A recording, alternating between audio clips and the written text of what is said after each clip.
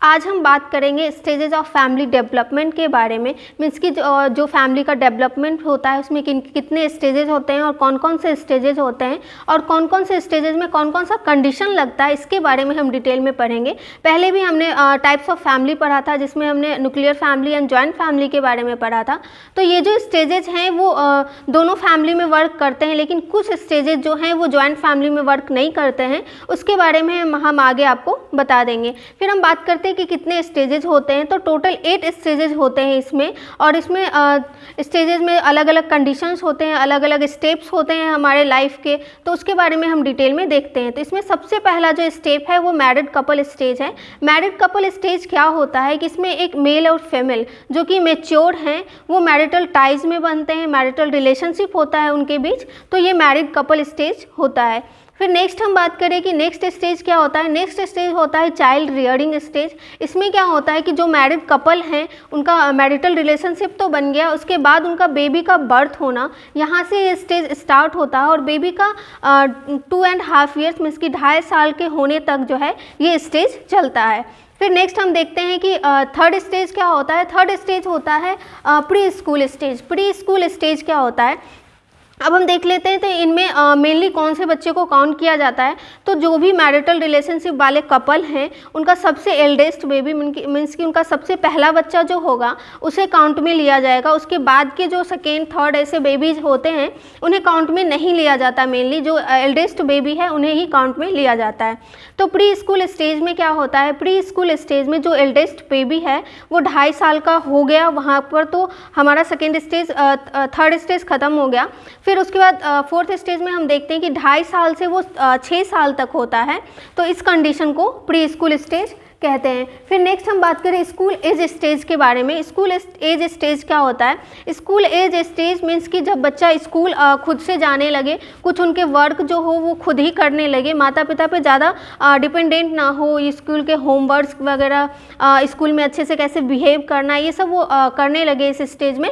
तो school as stage होता है। इसमें जो होता है बेबी का 6 ईयर से ये बिगिन हो जाता है ये स्टेज, और 13 ईयर्स तक चलता है। फिर नेक्स्ट हम बात करें फिफ्थ स्टेज के बारे में। ये स्टेज है टीनेज स्टेज। टीनेज स्टेज में क्या होता है, टीनेज स्टेज में जो बेबी है, जो एल्डेस्ट चाइल्ड है वो 13 ईयर टू 20 ईयर तक जाता है, तो उसे हम टीनेज स्टेज कहते हैं। फिर नेक्स्ट हम बात करें लॉन्चिंग सेंटर स्टेज। तो लॉन्चिंग सेंटर स्टेज क्या होता है।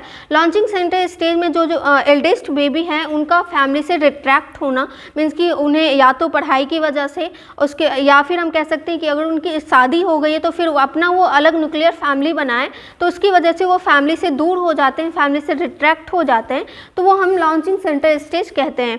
लॉन्चिंग सेंटर स्टेज में एक और कंडीशन होता है कि जो उनका सबसे छोटा चाइल्ड होता है, सबसे छोटा चाइल्ड जो है वो भी फैमिली से रिट्रैक्ट हो, लेकिन वो शादी की वजह से या फिर अपना एक न्यूक्लियर फैमिली बनाने की वजह से नहीं, वो रिट्रैक्ट होता है अपनी या तो पढ़ाई की वजह से या फिर जॉब की वजह से रिट्रैक्ट होता है, अपने माता पिता से दूर हो जाता है। तो फिर इस कंडीशन को भी हम लॉन्चिंग सेंटर स्टेज कहते हैं। इस स्टेज में क्या होता है कि फैमिली जो है वो पहले स्टेज तक आ जाता है। मतलब कि जो मैरिड कपल स्टेज था वहाँ पे सिर्फ एक कपल ही थे, एक male and female, husband and wife. यहाँ पे लॉन्चिंग सेंटर स्टेज में भी ऐसा ही होता है कि एल्डेस्ट चाइल्ड भी अलग हो गया, फिर यंगेस्ट चाइल्ड भी उनका अलग हो गया, फिर वो खुद ही अकेले बच जाते हैं। फिर नेक्स्ट हम बात करें मिडिल एज पेरेंट स्टेज में।